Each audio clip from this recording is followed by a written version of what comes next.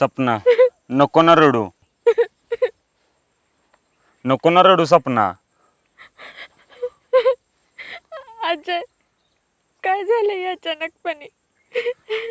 मलाच काय सुच नाही. सुपारीचा मुहूर्त पण काढलाय घरच्यांनी. अजय, काय करायचं आता? माझं तर डोकं चालायचं बंद झालंय. ही सत्य घटना आहे. आता ह्याला आपल्याला सामोरे जावं लागणार आहे. आता काय करायचं ठरवलंयस तू?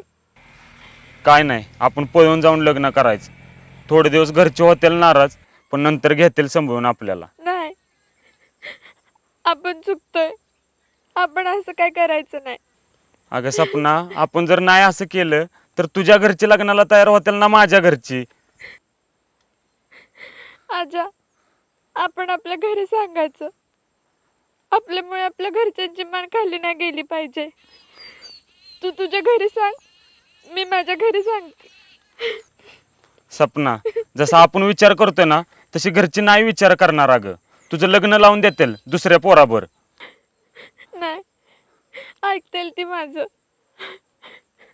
अगं तसं नाही झालं तर मी जित्यापणीच मरेल. अगं तसं काहीच नाही होणार.